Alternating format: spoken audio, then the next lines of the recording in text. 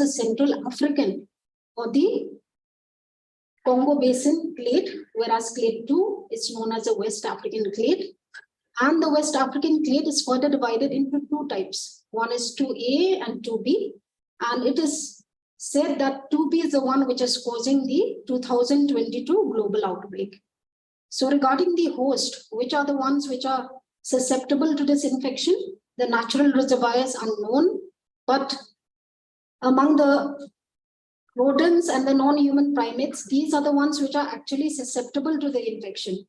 So rats, squirrels, monkeys, apes are susceptible to infection as a result of Mpox virus.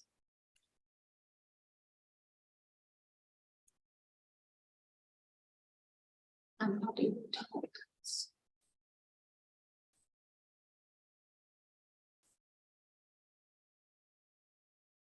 So regarding this, a little bit about the two clades. Clade 1, which is the Congo Basin of Central Africa, and the clade 2, which is known as a West African clade. And these are the differences between these two clades. The countries which are involved. The West African clade is more common in these countries, Sierra Leone, Liberia, Nigeria, Cameroon, whereas the Central African clade is common in these countries, Central African Republic, Democratic Republic of Congo, Gabon, Congo, and both of these clades, they are found in Cameroon. So the infectiousness, regarding the infectiousness, it is said that Central African clade, it causes much more seriousness of the disease as compared to the West African clade. And the case fatality ratio in cases of the West African clade is up to 6%. It can be, it can range, it can be as low as 3%, whereas in the Central African clade, the case fatality rate can go up to 11%. So how is it transmitted, this Mpox infection? It can occur through human-to-human transmission. It can occur through animal-to-human transmission, as well as fomite transmission. So among the human-to-human transmission, the routes of transmission, it can be through direct contact, through contact with body fluids, the lesions, also through intact skin and the mucous membranes. It can also be transmitted through respiratory droplets. Sexual route of transmission is another mode of transmission, and it can also be transmitted from the mother to fetus.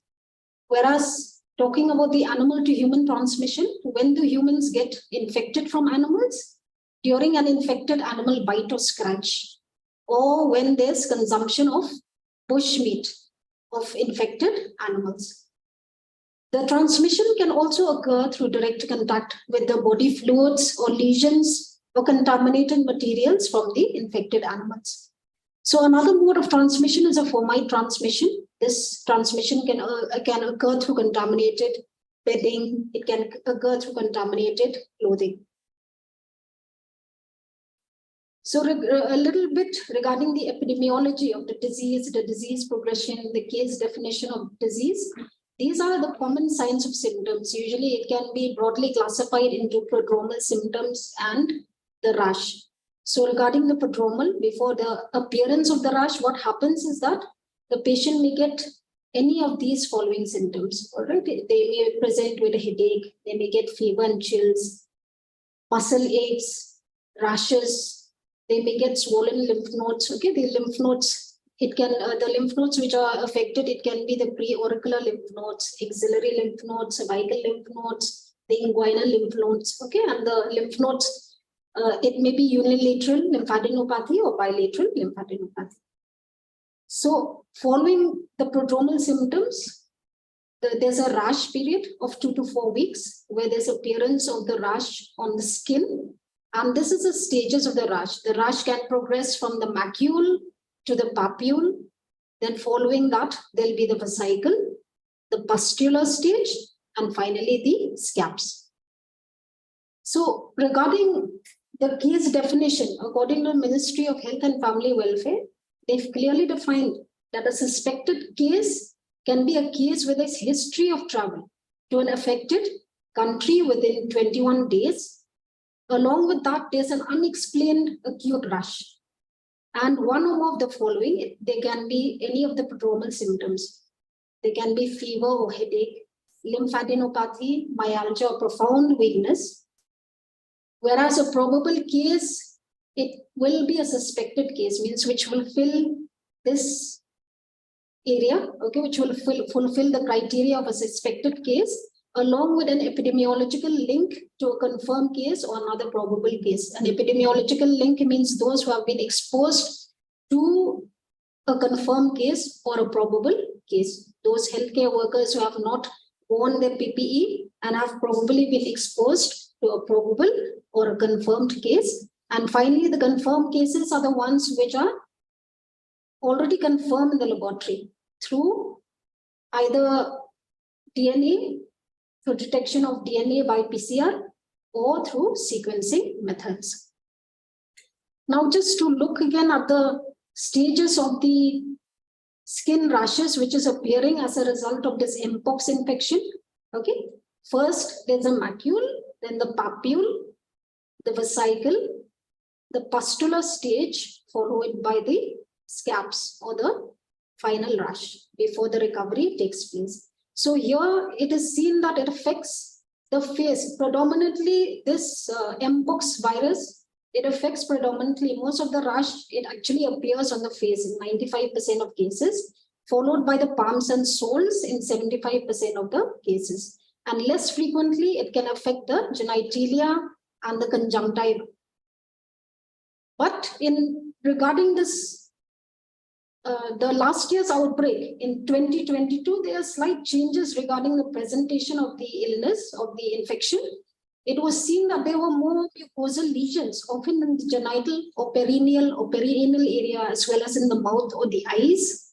The rash is not always disseminated across many sites of the body, and the rash may be confined to only a few lesions. Some of the individuals who got infected had very few lesions, or some of them only had a single lesion. And the rash may not appear on the palms and soles. And the lesions also might appear at different stages of progression. And in some cases, they've seen that the rash even appeared before the prodromal or constitutional symptoms. So, since most of the cases in the 2022 outbreak, it was found that in the majority of cases, in 97% of the cases, it occurred in the age group of 18 to around 40 years old. And it's predominantly seen in males having sex with males. That's why that is a result of the presentations, where there were more mucosal lesions in the genital or the perineal area. So the anorectal pain and bleeding was also found in some cases, as well as penile edema. So regarding the Mpox infection, the differential diagnosis is with all the infections which causes rash in the skin, such as smallpox, chickenpox, syphilis, scabies, bacterial skin infections, drug-associated eruptions. So these are the differential diagnosis. Okay, so we have to try to differentiate the Mpox skin manifestations from the other types of manifestations which are caused by different types of viruses or some other bacterial infection. Okay. So a little regarding the how is Mpox different? The rash illness, how is it different from the other causes of rash? Okay, here I'm only showing the three more different causes of rash. So we can see that in case of fever, in Mpox infection, it usually occurs 1 to 3 days before the rash. Okay, similarly with smallpox. But in chickenpox infection, fever is usually there 1 to 2 days before rash, and in measles, fever occurs 3 to 5 days before the rash. Regarding the rash appearance, in case of Mpox, the lesion is often in one stage of development. So you could see that it's progressing from the macule to the papule, okay, to the vesicles, to the pustule. Okay, so that is in one stage of development. So smallpox also has a very similar stage of development. Okay, whereas in chickenpox, the lesions often occur in multiple stages of development, means all the stages can be found at a single point of time. And the measles, the lesions also are found in multiple stages of development. Now, regarding the rash development, It is slow in monkeypox as well as smallpox, but more rapid. The rash can evolve more rapidly in case of chickenpox and measles. In rash distribution, in case of monkeypox, smallpox, they are more on the face, as I've shown before, more on the face, and they are present on the palms and soles. Whereas in case of chickenpox, means this rash distribution is centrifugal in distribution. Whereas in chickenpox, they are more dense on the trunk and they are absent on palms and soles. Whereas in measles, it starts on the face, sometimes reaching the hands and feet. Okay. So one of the characteristic finding in case of mpox is this lymphadenopathy, which is not present in case of chickenpox, not present in smallpox, but may occasionally be found in measles. Okay. But in case of mpox, they are found. This lymphadenopathy and death. Death due to chickenpox is very rare. Due to measles, it is very rare. And the mortality rate is highest in smallpox, whereas in mpox, it is very less. It's 0.09%, something like that. So when is someone with mpox contagious? You'll have to know that when is mpox contagious. Okay, so there are different stages of disease. I've shown you there's an incubation period, there's a normal period, there's a rash period. So we have seen that during the incubation period is before the prodromal symptoms have appeared. So transmissibility here, it's the people are the person is not contagious. The infected person is not contagious during the incubation period. So we have to monitor for symptoms in case such a patient has been exposed to a probable case. And during the prodromal period, when the patient is having headache, lymphadenopathy, fever, body ache, etc. So the transmissibility here is probably that person is contagious. So what is it? What do you have to do? You have to isolate at home or in a healthcare facility as clinically indicated. And when the person is having rash, that is a period when the person is most contagious. And the person has to isolate at home or in a healthcare facility. So when is a person not considered contagious anymore? When is a person not contagious anymore? So a person is not contagious once the scabs, means you've seen the rash, all the scabs, the dried scabs have fallen off the skin and a fresh layer of intact skin has formed on those scabs, on those fallen scabs. Then the person becomes a non-contagious person. So regarding a brief, I'll just give you a brief talk about the epidemiology, how this outbreak has occurred, how this mpox has come about. Okay, so this is endemic. Mpox is endemic in African countries. Okay, but usually there was an outbreak. The first outbreak was in 1958, but this occurred in monkeys, which were kept for research purposes. Following that, there was an outbreak. The first human case, it occurred in a 9-month-old boy in the Democratic Republic of Congo. This was the first human case which was reported in 1970. Okay, over the years, some outbreaks have occurred, mostly concentrated in African countries, but it was only in 2003 that an outbreak has occurred outside of the African countries. It occurred in US, okay, where the first case was a 3-year-old girl who had a pet prairie dog. And later on, around 47 to 70 people were affected as a result of this outbreak, because it was found that these pet prairie dogs were actually housed with rodents, with dormice, which have been imported from Ghana. That is the reason for the outbreak. Okay? And finally, when we have the recent outbreak, it was in 2022, okay, where the outbreaks have been reported from several countries.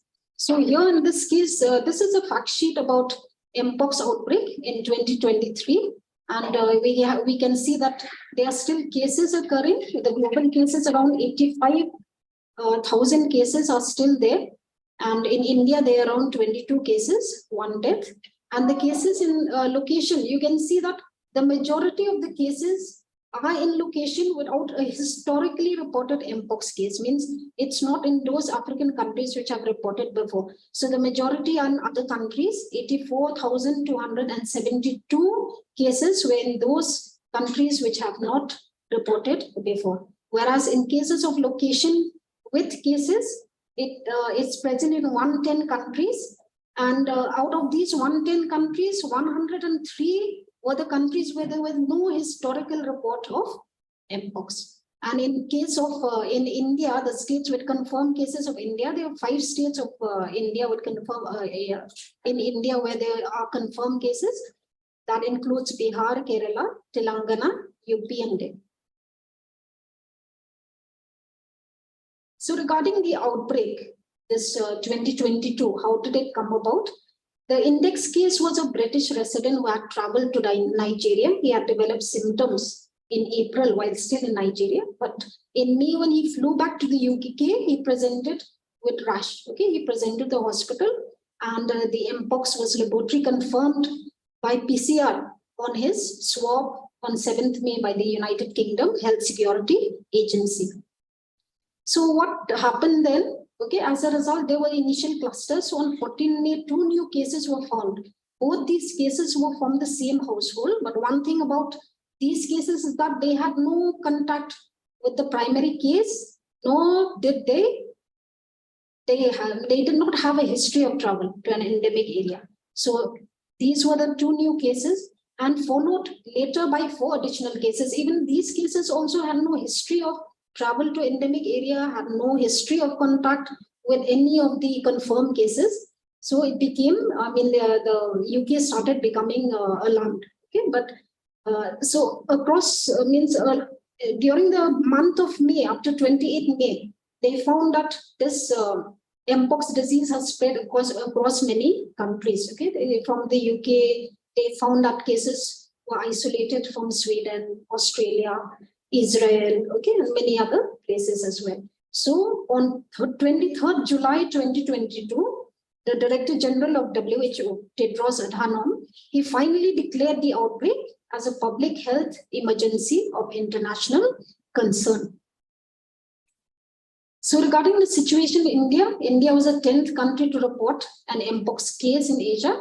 It was first reported in a 35-year-old man in Kollam district of Kerala in July 14, 2022. Second case was detected 4 days later on July 18, 2022 at Kannur district of Kerala.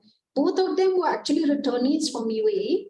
Until date, till February 2023, there are 22 confirmed cases.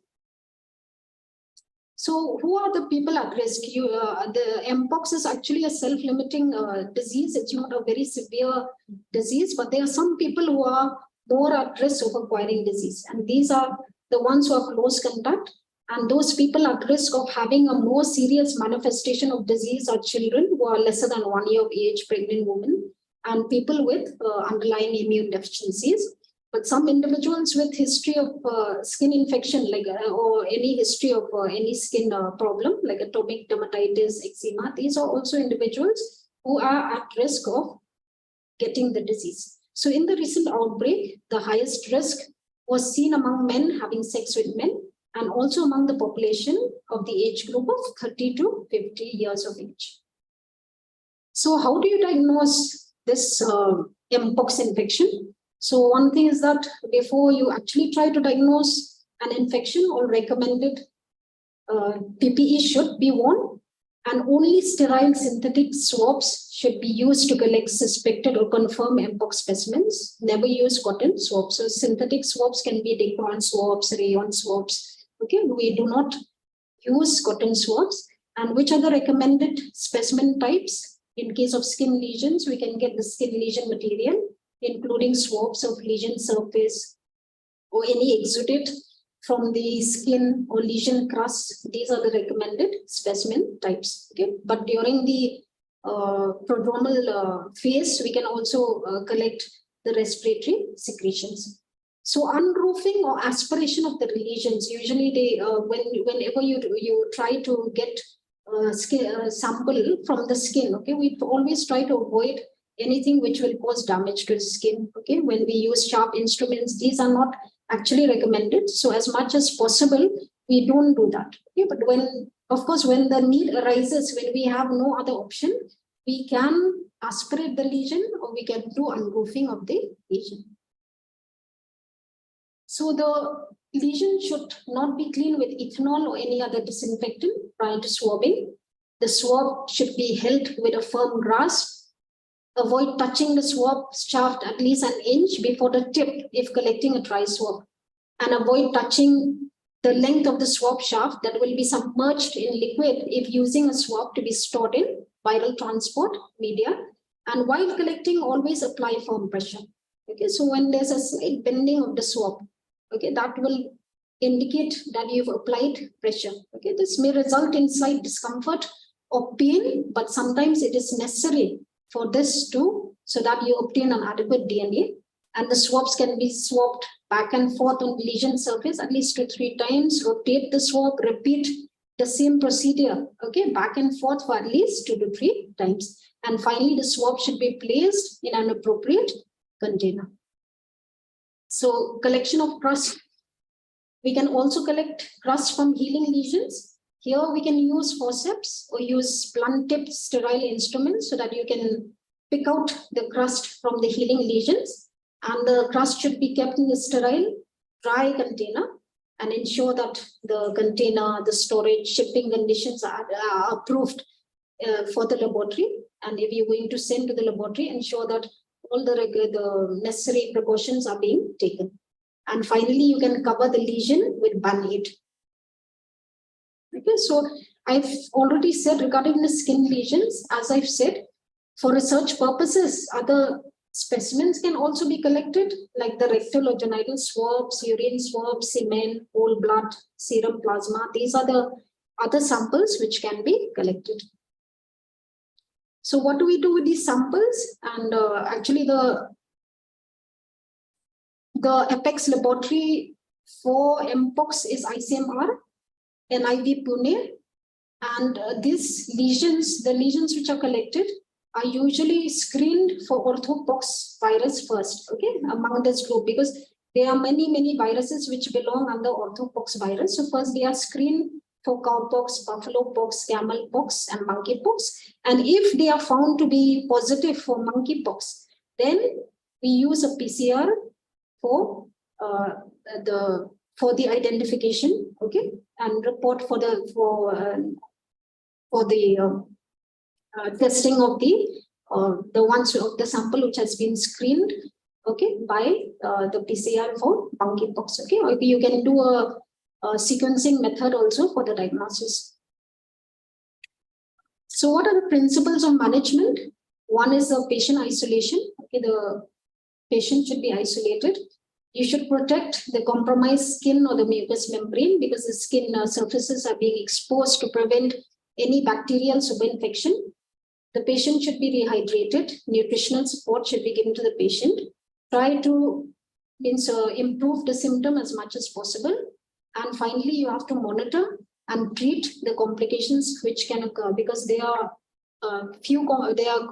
sometimes very serious complications can occur, such as sepsis can occur, or in case of encephalitis, these can lead to death of the patient. So these are the vaccines which are not actually available. I don't know if Madam Baswati can tell us regarding these vaccines. So Junior's vaccine is actually given in the USA and Canada. This is a vaccine actually for, it's a vaccine against smallpox. But since this Mpox is very similar to smallpox, it can provide up to 85% protection against Mpox. That's why this can be given for the ones who are exposed as a method of post-exposure prophylaxis. It has been given for patients who have been exposed to a case of Mpox. Okay? But this vaccine, it should be given preferably within 4 days of exposure. So what are the infection prevention and control of Mpox in healthcare settings? As we all know, we all have to agree that as a result of COVID, we are more or less ready. I mean, we are more or less prepared to combat any type of pandemic. So similarly to COVID, we have to undertake standard precautions, contact precautions, droplet and airborne, because in case where airborne precaution, there are some cases where we have to do airborne precautions as well. So as per risk assessment, you have to take care of these. These precautions should be taken care of.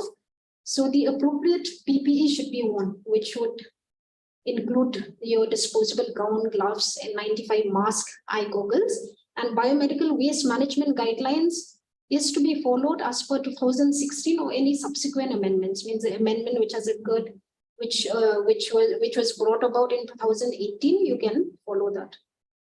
Okay, so regarding patient placement, preferably a single person room, and if the patient has to be transported outside of their room, the patient has to wear mask. Okay, if the patient can wear mask, means preferably a medical mask should be given to the patient, and all the exposed skin lesions should be covered with a sheet or gown. And if there's any ambulance transfer of the particular patient, the personnel accompanying the patient should wear the appropriate PPE. The ambulance finally, after transferring a patient of Mpox, the ambulance should be cleaned with freshly prepared 1% hypochlorite solution or equivalent. And any condition where there's any situation where you need intubation, extubation, or any procedures likely to generate airborne particles, there should be an airborne infection isolation room. Means these all should be performed in an airborne infection isolation room, and ensure that used equipments, they are clean, they are processed appropriately. So regarding the environmental infection control, the soil laundry should gently and promptly contained in an appropriate laundry bag.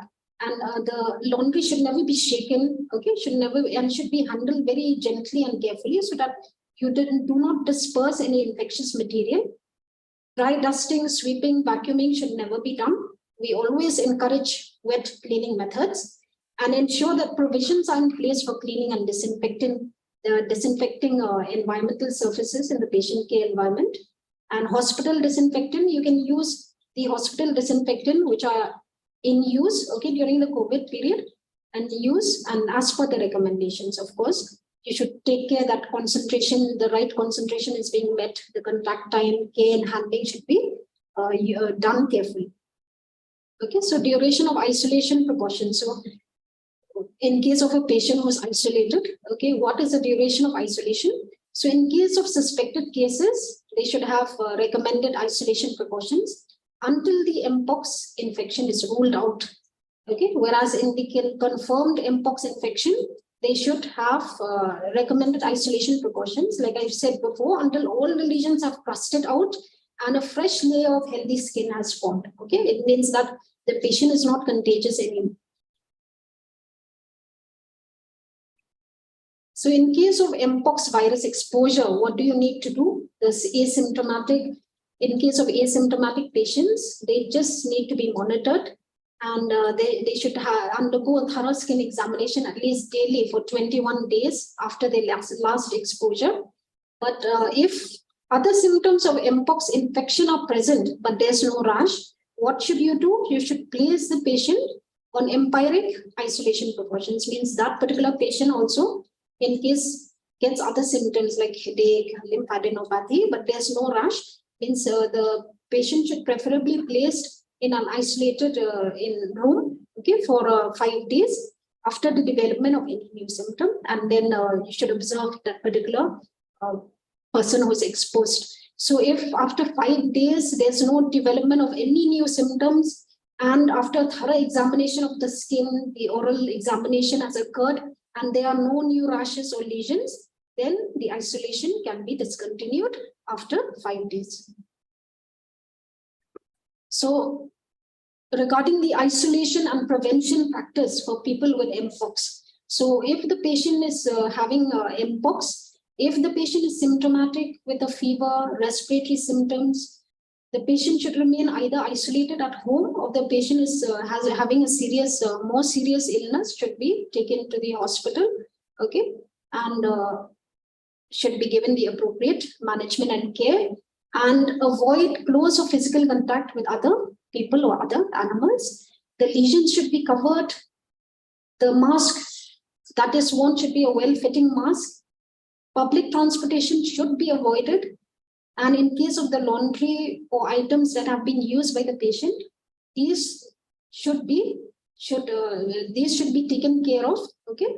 And avoid sharing utensils or cups of the patient. Items should be cleaned, disinfected before use by others. And always remember, as with COVID-19, we always have to wash hands often with soap and water, or use an alcohol-based hand sanitizer, especially after direct contact with the lesions. So these are, again, just to sum up, you can see that how do you protect yourselves and others? Okay, hand washing is a very important method of prevention. It's a preventive method. Okay, cover any lesions. All lesions should be covered. Mask should be worn. Avoid skin-to-skin contact. Wash soaps, towels, bed sheets, eating utensils with warm water and detergent. And clean and disinfect any contaminated surfaces. So I think that's the end of my talk. And these are the references which are being used for this presentation. So thank you all.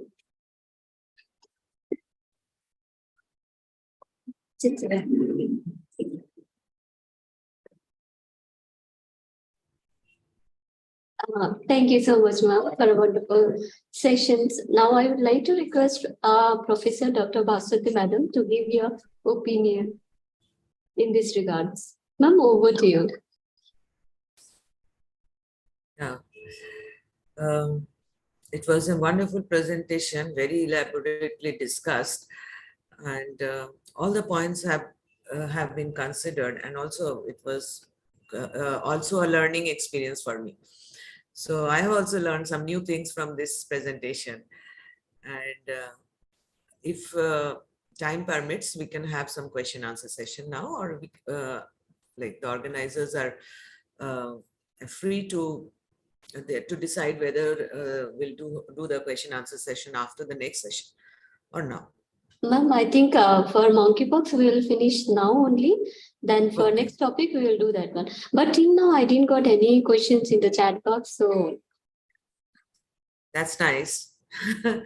You know, it was so discussed. Each and every point was discussed so elaborately that no one has any questions to ask. So, ma'am, any thoughts you want to give in this topic, monkeypox? Any your opinion or your experience, ma'am? okay. So, no, everything was discussed. Everything. Okay. So, I can share one or two experiences of mine. Like we had a case, a female lady around 55 years old, and she was admitted with some genital lesions. And you know, those lesions were not typically, when she came to us, they were not typically in the vesicle or the pustular form. So this is where you may have a diagnostic dilemma. And it will be mind-boggling to tell you that those lesions, we had the patient was taken up as a case of monkeypox, and we had seen the patients when all the scabs were formed, and they were only, the lesions were only strictly restricted to the genital area. She had no history of contact, no history of travel, and she didn't look like a patient who could have some sexual relations with some other person. And we took the swab and we sent it, and we, taking all the precautions, we sent it to NIV Pune and NICET Kolkata. And what came out was, it was a case of scrub typhus. And those lesions near the genital area, they were the H jars, you know. So these, you have, like ma'am has already mentioned rickettsiosis in the differential diagnosis. I was saying that. And Yes, that case turned out to be scrub typhus. So that it could be a, yes, apart secondary syphilis can also be. One more case was also referred to us as a suspected monkeypox, and that turned out to be secondary syphilis. So we really have not seen any case of, a true case of monkeypox, but yes, suspected cases were there, and we did the differential diagnosis, and the diagnosis, we could clinch the diagnosis. Patient was treated and discharged. The pictures which we see in the internet on monkeypox are now no longer, they hold true. Okay, now the pictures we see of the African children, they are not. I mean, they will not give us a true guidance to the diagnosis of this disease. Now the typical picture is very isolated, very scanty lesions, maximum 20-25 lesions and particularly surrounding the genital areas. So that's the added information I would like to add. Anything, any question on your part will be welcome. Yes, ma'am. Ma'am, there is lots of questions now in chat box. So once is have asked like, what is the maximum recovery period for monkeypox? It's around maximum, I think it is 6 weeks. And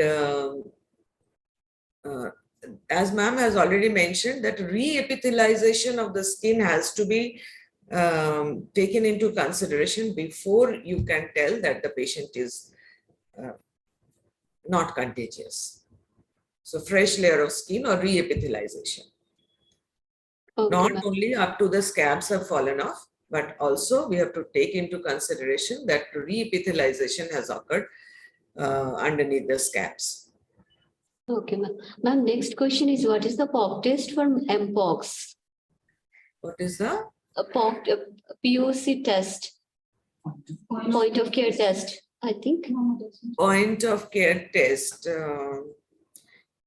I'm not sure of any tests that are available as point of care. At least it has not come to my.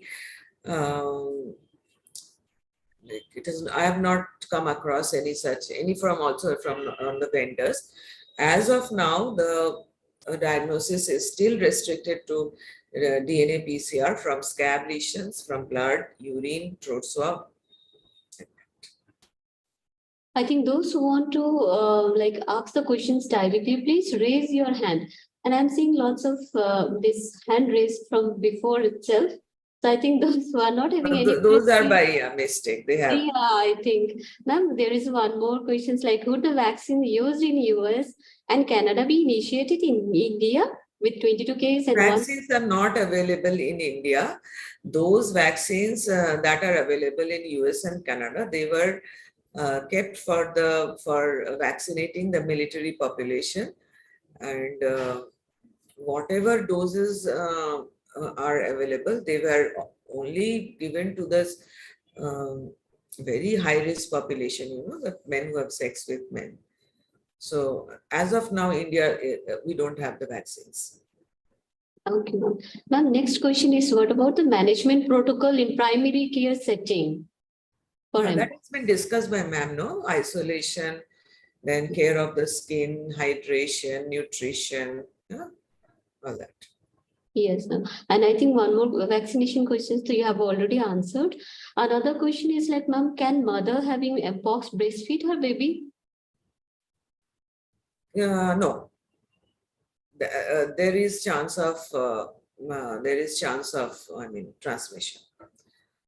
Direct breastfeeding, I think, cannot be done. Okay, so these are nice questions, which also I have to look up for answers. But so far, my experience goes, direct breastfeeding cannot be done because there is chance, because close contact is one of the reasons for spread of the infection.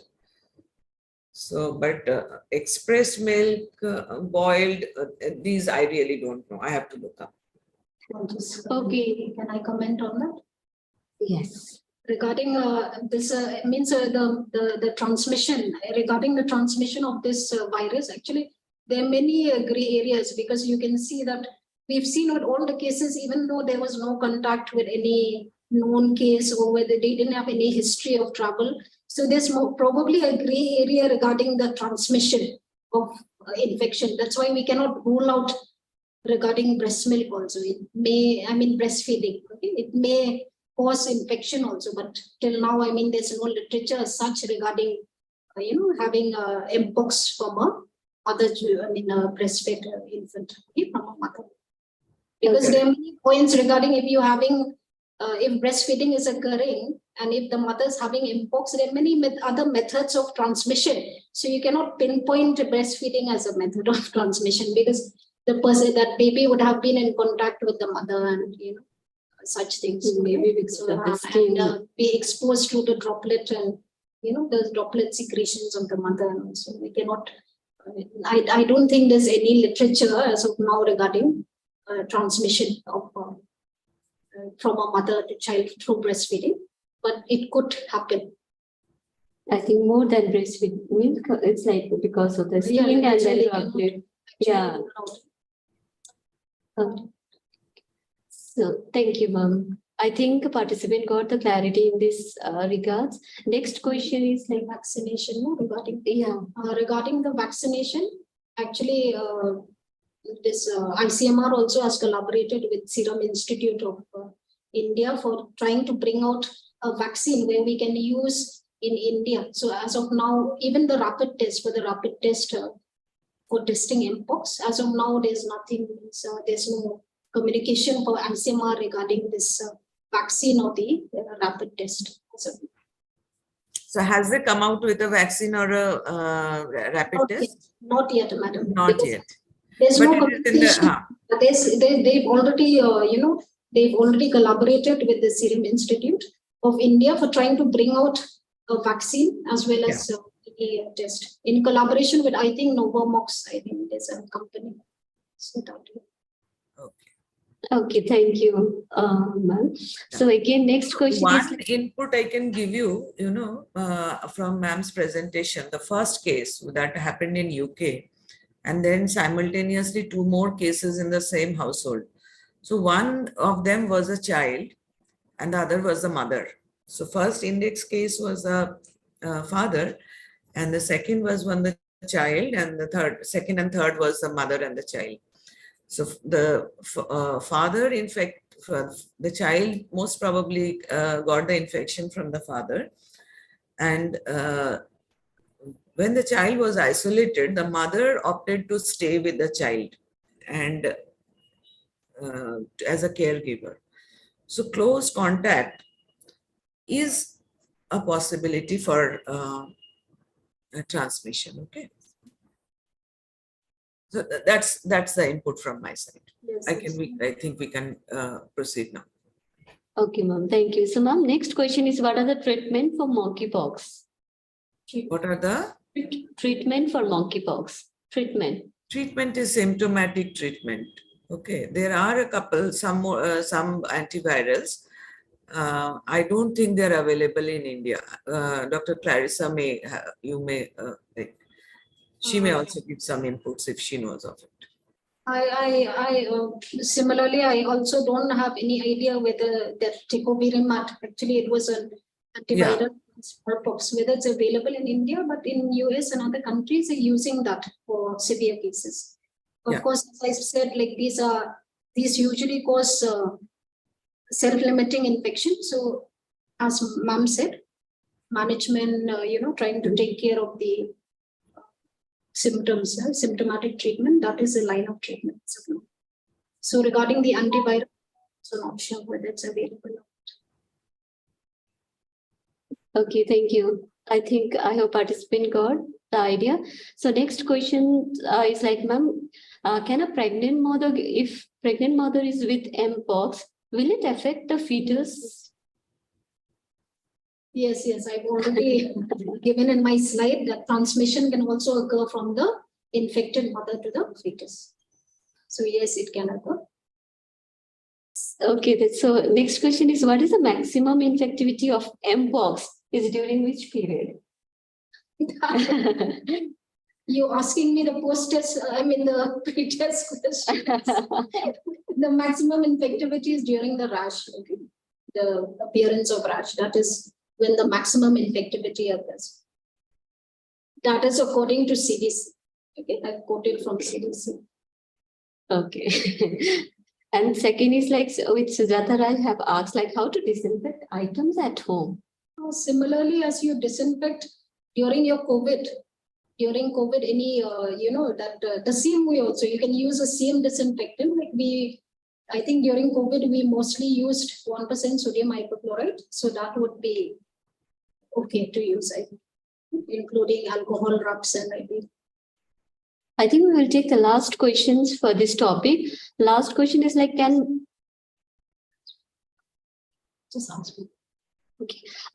monkeypox like Ebola have a post-infection risks of transmissions, ma'am?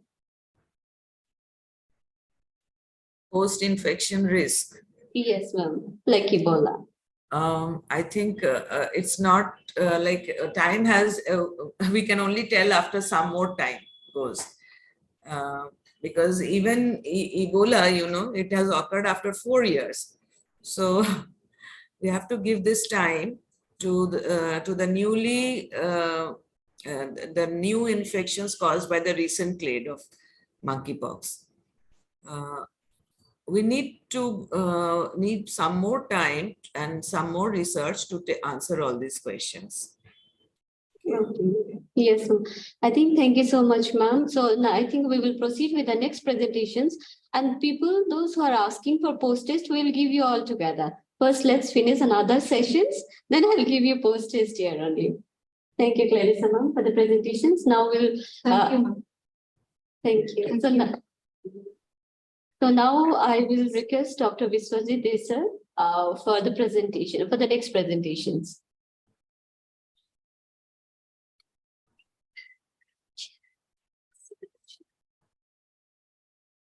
And ma'am, I request you to be in the presentations.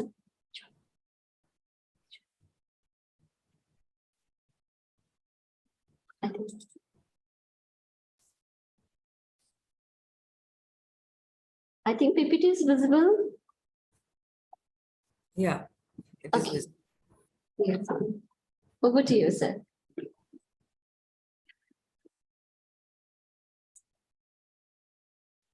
Good afternoon, everyone. Good afternoon, ma'am. So, So as the discussion was going on regarding monkeypox, regarding the point of care test, which is still yet not available, but fortunately for COVID-19, point of care tests have played a very crucial role. So what is a point of care test? It is a test which is performed in a time at which test results enable decision to be made on the spot, and an urgent action can be taken that leads to an improved health outcome. So basically, point of care test involves close proximity to patient's bedside, doesn't require any dedicated space, lab, or a specialist, and usually done with portable devices. Now, that helps in decentralized testing, and this test can be done even in peripheral or satellite settings. Now, I want to ask the participants, can you name some point of care test which you perform in your routine practice? Anyone? Okay, so some of the point of care testing which are used in our routine testing are blood gas analysis, electrolyte analysis, rapid coagulation test, rapid urine test, bedside ECG, bedside X-rays, viral markers, rapid cardiac markers, blood glucose testing. So these are very popular point of care tests. In fact, these tests are sometimes done on the not only on the patient bedside, but also by the patients themselves in their homes. So similarly, a point of care test usually, especially in COVID-19, especially the rapid antigen test is being widely used. Now, what are the advantages of this point of care test? Number one, the most important advantage is the reduced turnaround time, and thus it helps in patient morbidity as well as improve morbidity and mortality, and thereby reducing in hospital admission. Moreover, it improves the interaction between the patient and the carer, thereby reducing the clinical visits to hospitals. And of course, it reduces the cost of care. And of course, reduction in administrative work associated with test requisition. Now, these are very important tools, especially in disaster management. For example, use of pulse oximeter. It helps in triaging of patients. Another example is ABG analyzer in ICU settings, and of course, RAT in COVID-19. Now, what are the disadvantages? Disadvantages is increased load of documentation problem. Now, many a times, even in our hospital also, it has seen that many a times, a lot of, since these tests are done in bulk, so it becomes almost difficult to upload this test on the ICMR website, which was required by the government of India, as well as also for storing of the requisition of this test requisition forms. And another second most important point is the quality control becomes a concern. Many of this, there is for the point of care test, the quality control might be compromised sometimes. And of course, increased challenges of storage and upkeep. And since most of these tests are being done by the carer, that is the patient attendant sometimes, so basic training might be, they might do it in a wrong way. So rapid antigen test, so that is the point of care test for COVID-19. Usually it comes as a kit. Now, what does this kit contains? It contains a pre-filled buffer tube with a cap. It has a sterile nasal swab. It has a test device and a disposable bag after the test is being done. Now, this kit usually, and in our institute, we have used the standard Q test very extensively, and usually it contains a rapid chromatographic immunoassay, and it is a qualitative test which detects specific antigens to SARS-CoV-2, and each kit comes with an inbuilt COVID antigen test device, viral extraction tube with viral lysis buffer, sterile swab for sample collection, and one nasopharyngeal sample needs to be collected using the customized sample collection swab, which is provided with the kit, and no other samples are usually advisable for rapid antigen tests. And after the sample collection, swab should be immersed and squeezed in a viral extraction buffer provided with the kit. The role of this buffer is to inactivate the virus, thereby reducing the biosafety and biosecurity requirements. The test does not work if the sample is collected in the usual VTM routinely used for collection of oropharyngeal or nasopharyngeal swabs. So after collection of the samples for rapid antigen test, it should not be dipped in the viral transport media. Usually viral transport media is used for PCR test or molecular test, which is usually then transferred to a lab which is away from the testing centers. And once the sample is collected in the extraction buffer, it is only stable for 1 hour. And therefore, the test needs to be conducted at the site of sample collection. And transportation to the lab is not recommended. And once the sample goes into the buffer and mixed properly, the buffer tube cap needs to be replaced with a nozzle. There is a nozzle provided with the kit. And 2 to 3 drops of the sample with the buffer are put into the well of the test strip. Then it can be interpreted as a positive or a negative after waiting for 15 minutes with the naked eye. And maximum duration for interpreting a positive or a negative test is 30 minutes. After that, if the test is not readable, it has to be discarded, irrespective of whether the test shows the results or does not show the results. And usually this test kit should be stored between 2 to 30 degrees. Now, regarding the interpretation, you can see on the screen, the first strip, you can see there is something called a C. C is for control, T is for test. So for the test to be positive, the C has to come positive. The C has to show the line. That is, control line always has to be shown, followed by the test line. One can see the test line. So if both control and test shows the line, it is interpreted as positive. And only if the control comes or shows the line without any line in the test area, that is the T area, it is interpreted as negative. And if there is no line in the C area, whereas T shows the line, then it has to be discarded or it has to be interpreted as invalid. Similarly, if neither the C nor the T shows any line, then also it should be interpreted as invalid. Now, since we have used standard Q COVID antigen, rapid antigen test, now this kit has a very high specificity, which is around 99.3 to 100%. And it also has a sensitivity ranging from 50 to 84%, depending upon the viral load of the patient. Higher the viral load, higher will be the sensitivity.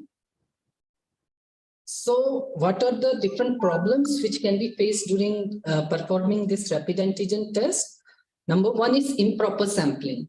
Now, many times we have also seen, in spite of giving proper training to all those who are collecting the samples, it has happened many a times that people has collected samples from other sites, not from nasal side, but from the throat swabs. They have used throat swabs or nasopharyngeals, mainly throat swabs. So that has to be avoided. For rapid antigen test, we use nasopharyngeal swabs.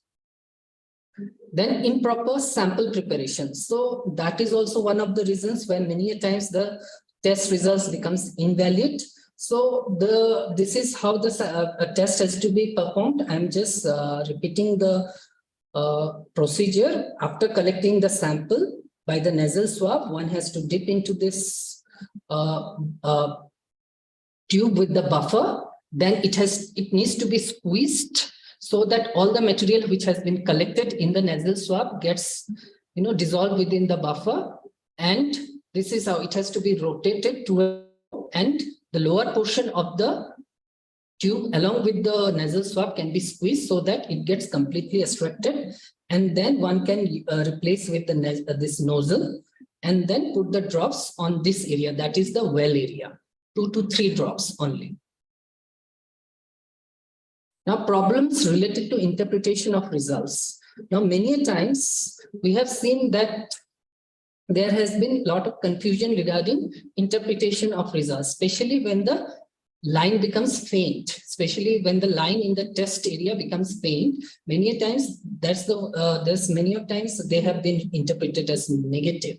So that is not negative. Even a faint line in the test area also should be interpreted as positive.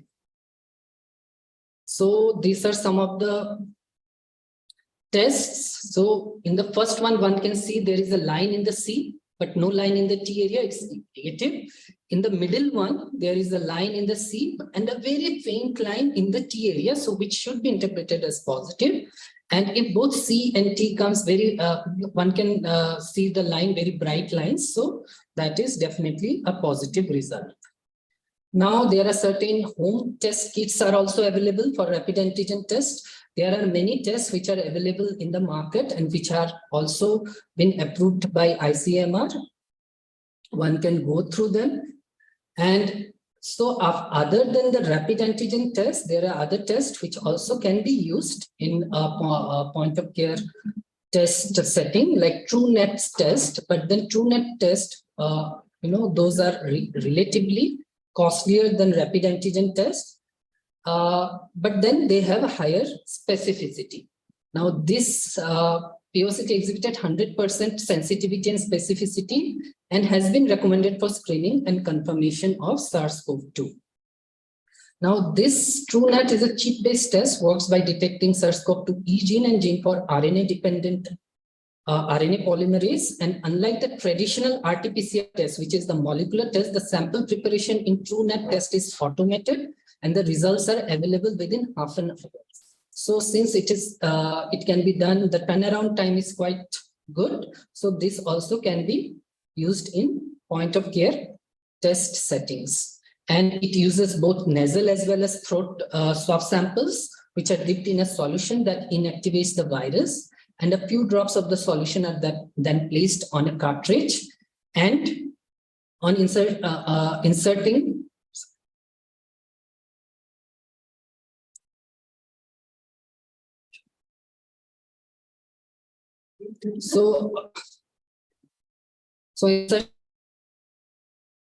and results are being given. So these are certain pictures, though these are the cartridges, and these are certain full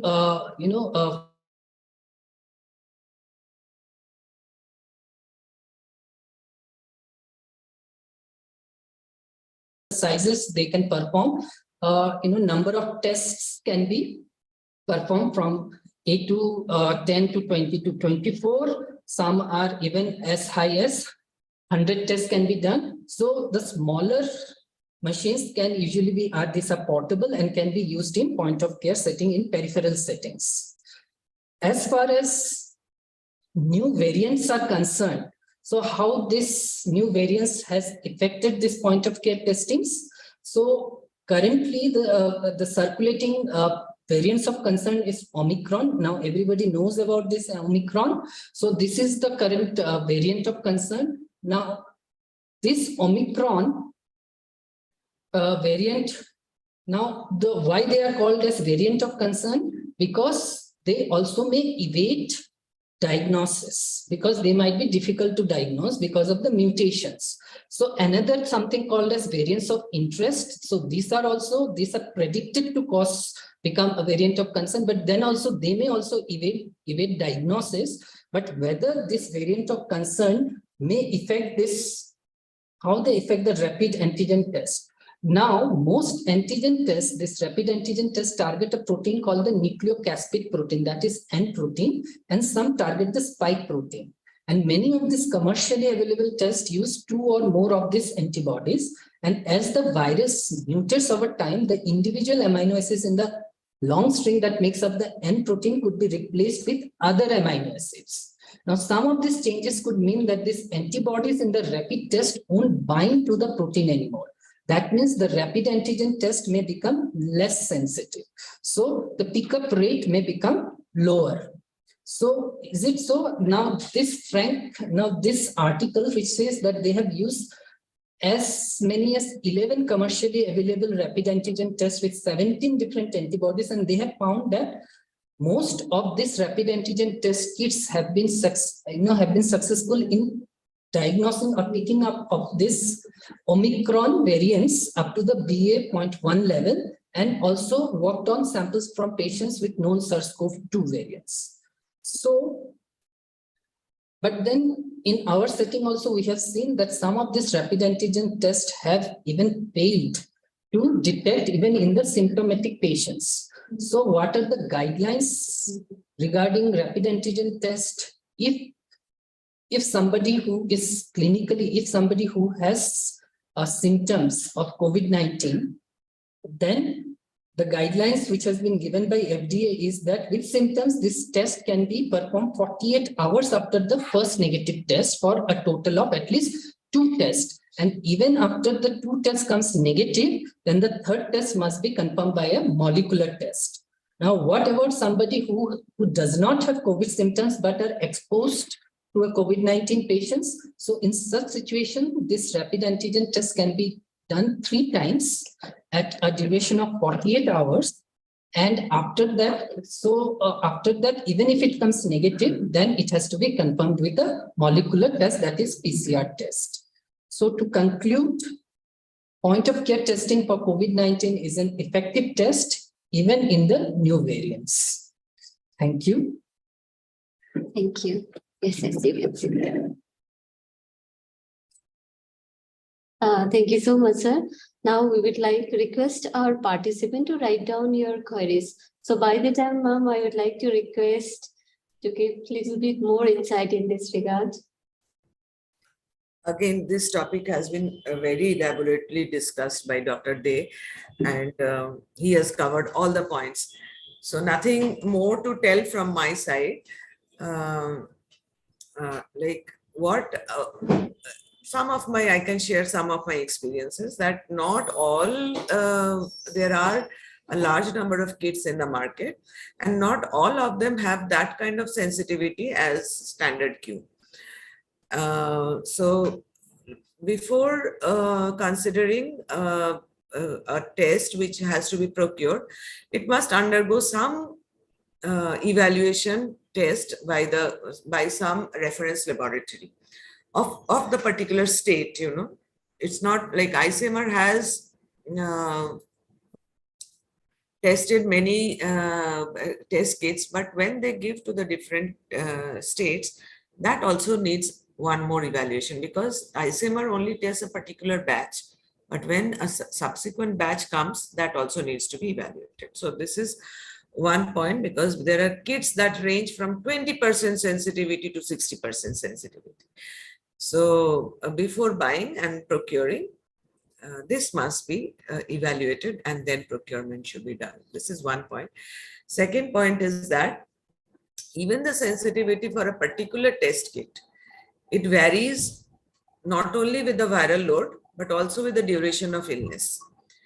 So if it is an early part of the illness, then you have more sensitivity. After late part, even after 5 days, the sensitivity comes down.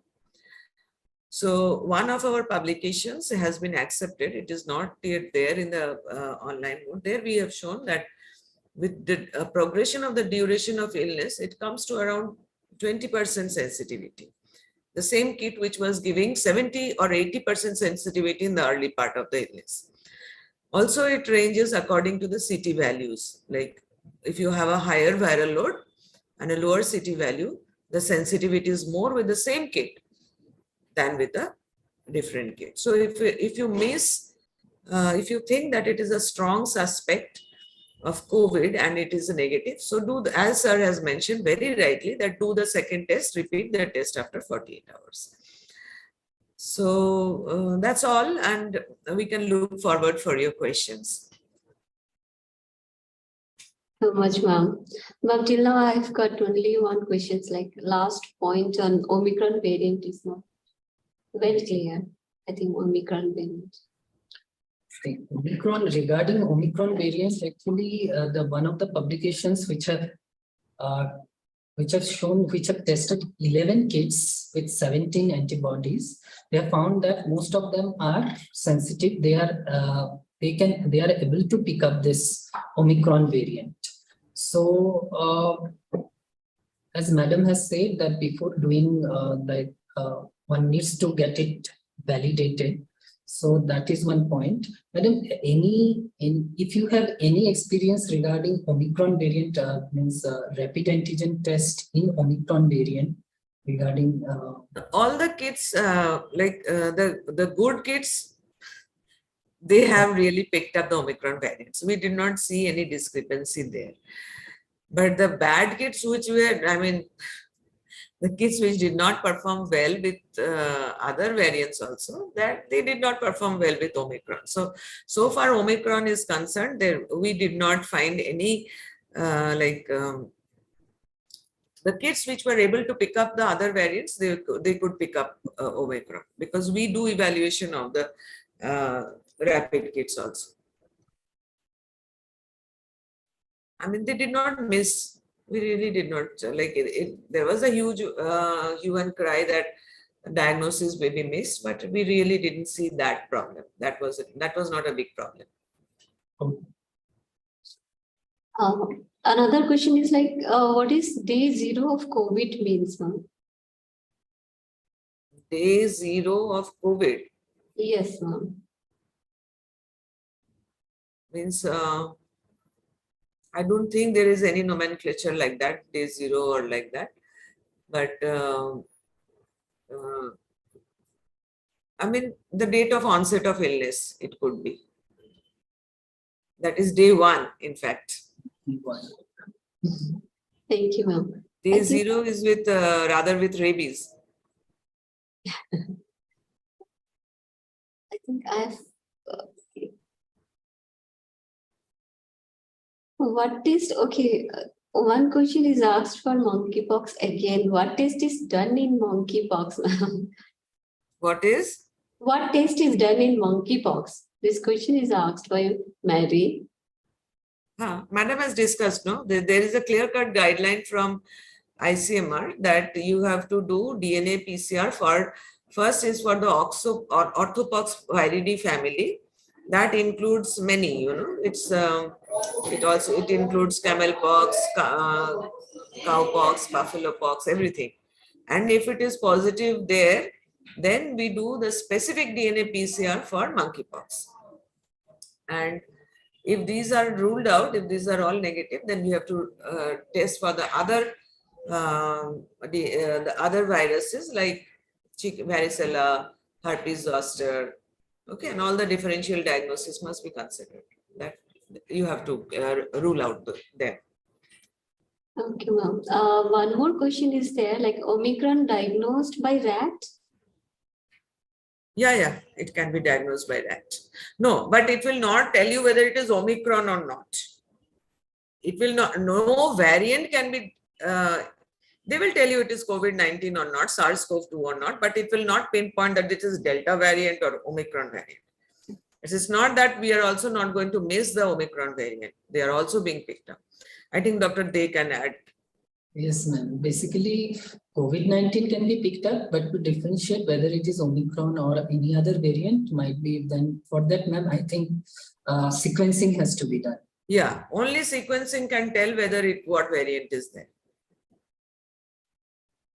Okay, I think, ma'am, I think there is no more questions. If anybody would like to ask any questions, you can raise your hand, but there is so many hand raises already there. So you can write, or if, I don't know how to. So many hand raises already there from before. Okay. Regarding pretest and post-test, we have already shared, even we have shared a feedback link. I request all the participants to please complete pretest, post-test, and even a feedback. We are waiting because few more times are there. If anybody would like to ask any queries, you are welcome. They are only asking.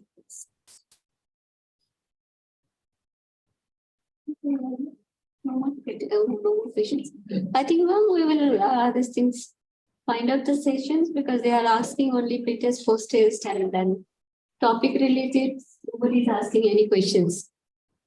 So thank you very much for inviting me, and I thank the organizers once again, and also Japaigo, who actually invited me also. And I think I can leave, and if any more questions are there, you can post it to me by email and I can address that. Okay. Yes. Thank you very much. The wonderful, I had, in fact, it was a learning session for me also. So I have also learned a couple of new things from you, and I look forward to come back again. Thank you, ma'am. Thank you on behalf of entire Japaigo family and as well as Annie Green's families. Ma'am, thank you so much, because at the last moment you accepted our invitations and you have given full time with so much insight in both the topics. So, ma'am, we would like to thank you for your time. And thank you, Dr. I thank my thanks to Dr. Clarissa and Dr. Dey also. Okay. So I take permission. I leave. Take leave with your permission. Okay. Yes, ma'am. Yes, ma'am. Thank you so much. And these things, I have also shared a chat box, a WhatsApp group link in the chat box.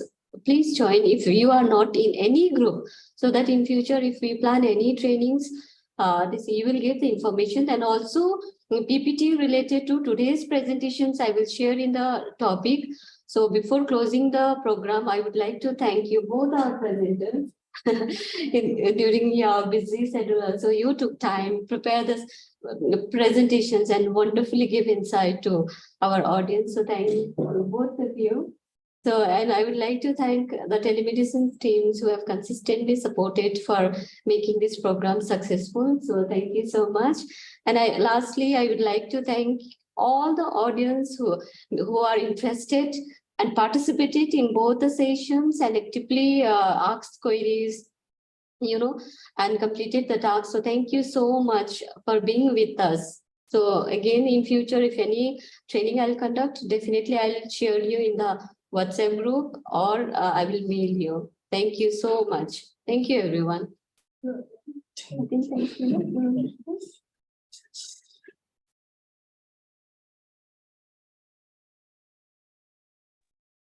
Can I close the meeting? Because I think they have already submitted the pretest post list. Yeah, everyone is saying thank you. Thank you.